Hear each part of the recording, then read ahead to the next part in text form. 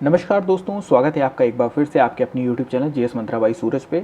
मैं आज आपसे बात करने वाला हूँ यूपीपीसीएस के एग्ज़ाम के बारे में। यूपीपीसीएस का एग्ज़ाम जो 6 दिसंबर को होने वाला है और 6 दिसंबर को उसका प्रीलिम्स होगा, उसके 2-3 महीने बाद उसका मेंस का एग्ज़ाम होगा, फिर इंटरव्यूज़ होंगे, यानी कि 1 साल का प्रोसेस तो आप मान ही लो अभी से।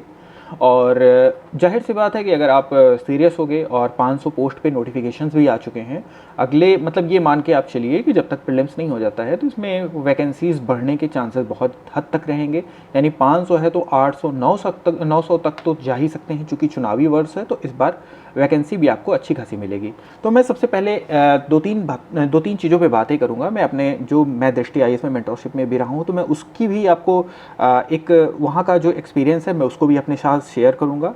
और फिर उसके बाद में मैं बहुत सारी चीज़ें आपको बताऊंगा कि किस तरीके से मैं अपने एक्सपीरियंस के आधार पे बताऊंगा कि जो मैं मेंटोर करता था और वहाँ पे सारी चीज़ें जो मैंने सीखी हैं वो सारी चीज़ें मैं आपके साथ शेयर करूँगा।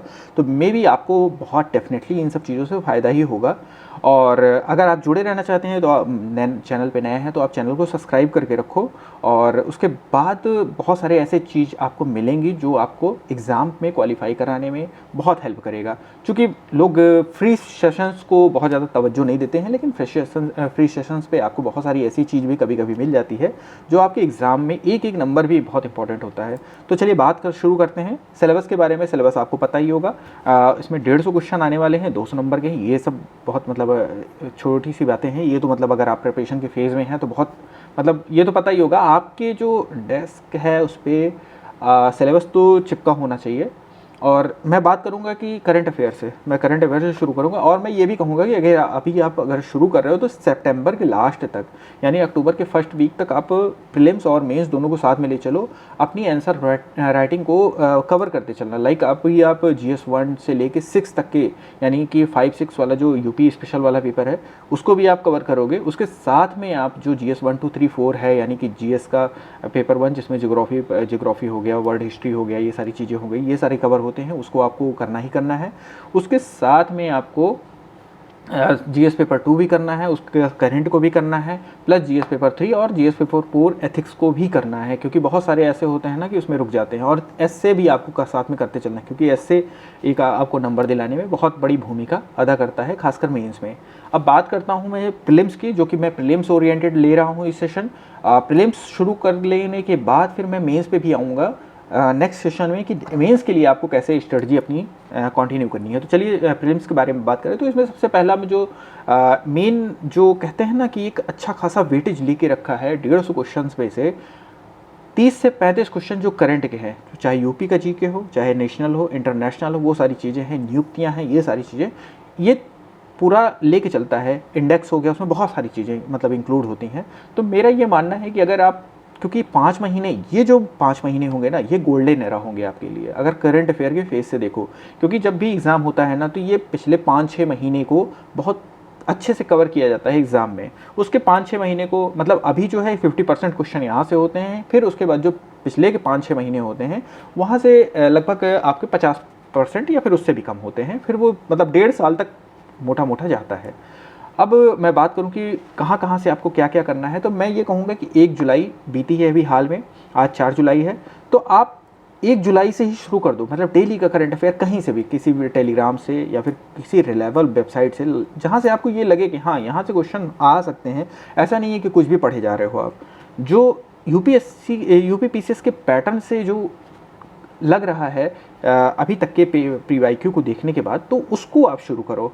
वहाँ से आप शुरू करोगे तो जाहिर सी बात है कि कहीं ना कहीं आपको उसका अच्छा फ़ायदा मिलेगा। आप डेली बेसिस पे अपने नोट्स बनाओ, क्योंकि अभी जो आप करोगे ना, आपको हर महीने या हर हफ्ते, लाइक अभी आप मंडे से लेके सैटरडे तक अपने नोट्स को तैयार करोगे। उसके बाद फिर जब आप संडे को लेके बैठोगे, एक बार रिवीजन किया, फिर नेक्स्ट संडे को जब लेके बैठोगे पूरे 2 हफ्ते का, तो 1 हफ्ते वाला तो आपका हो गया। फिर उसके बाद 2 हफ्ते वाला करोगे तो क्या है, चीज़ें हैं ना कि बार बार रिपीट होती जाएंगी, तो आपके दिमाग में बैठती जाएगी। फिर उसके बाद जब मंथ एंड हो जाए तब आप किसी अच्छे, अब घटना चक्र का आई दृष्टि वाला जो आता है मंथली वाला, आप उसको ले सकते हो। आप दृष्टि IAS का ले सकते हो, किसी का भी, मतलब वन ऑफ देम आप कोई भी उठा सकते हो मैगजीन। उससे आपका रिवीजन हो जाएगा। जो चीज़ें आपसे छूटी हुई थी महीने भर में, वो सारी चीज़ें आपकी यहाँ पे कवर हो जाएंगी। और जो आपने कवर कर रखा है उसका रिवीजन हो जाएगा। तो वो चीज़ें आपके नोट्स में है तो उसको आपको अलग से लिखने की ज़रूरत नहीं है। बस वो मतलब शॉर्ट नोट्स आपकी बननी चाहिए।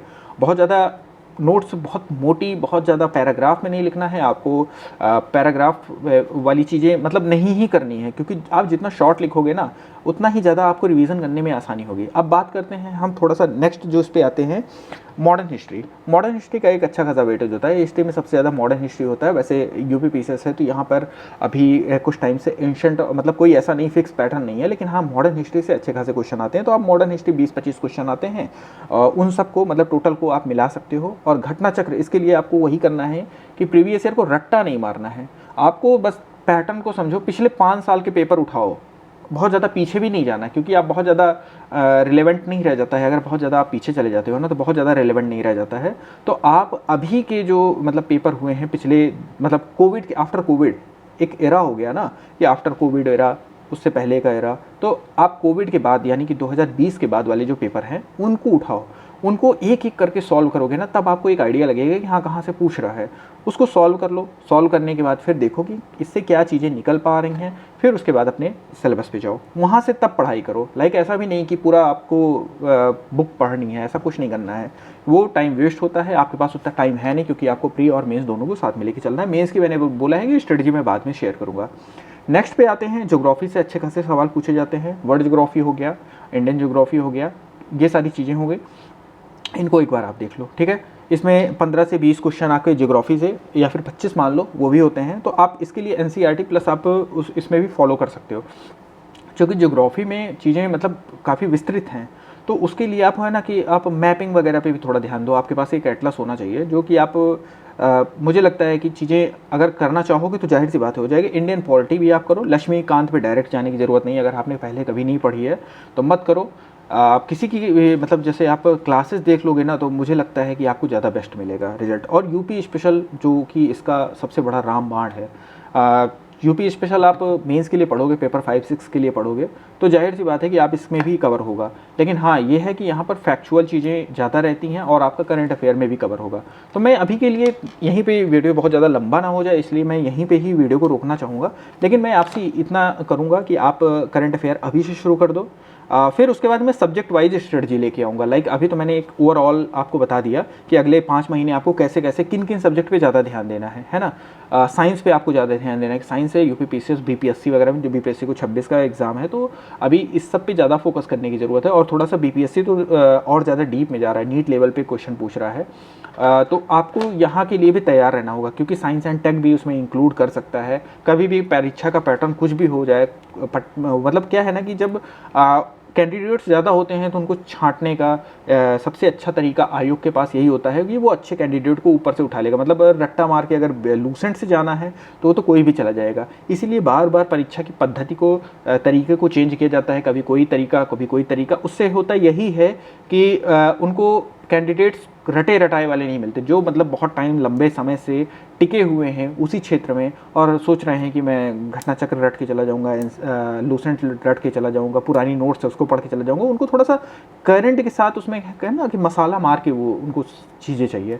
तो मेरा ये मानना है कि अगर आप अभी से ये सारी चीज़ें शुरू कर रहे हैं, फिर आप कमेंट करके ये भी बताइएगा कि आपको नेक्स्ट वीडियो किस सब्जेक्ट के लिए चाहिए। मैं स्पेशली एक एक सब्जेक्ट की स्ट्रेटजी पे बात करूँगा। मैं ज़रूरी नहीं है कि अभी तो ये मैंने ओवरऑल एक बता दिया कि आपको ये सारी चीज़ें तो अभी आप करो ही करो, लेकिन उसके बाद आपको किन किन चीज़ों पे वर्क करना है, कौन कौन से सब्जेक्ट पे किस किस टॉपिक से उठाए गए जाएंगे क्वेश्चन, उसकी पूरी लिस्ट मैं आपको बताऊंगा। और वो अगर आप, मैं 1-2 दिन में फिर से वो वीडियोस अपलोड करूंगा, मतलब अगले 1 हफ्ते में सारे सब्जेक्ट को मैं कवर कर दूंगा। उससे चीज़ें ये होंगी ना कि आपको पढ़ना आसान हो जाएगा, थोड़ा सा चीज़ें आपको मिलने लगेंगी और आपको एक रोड मैप मिल जाएगा कि हाँ मुझे इस टॉपिक को तो करना ही करना है। क्योंकि आपको ये पता होना चाहिए कि क्या पढ़ना है और क्या नहीं पढ़ना है, क्या छोड़ देना है, ये सबसे इंपॉर्टेंट है।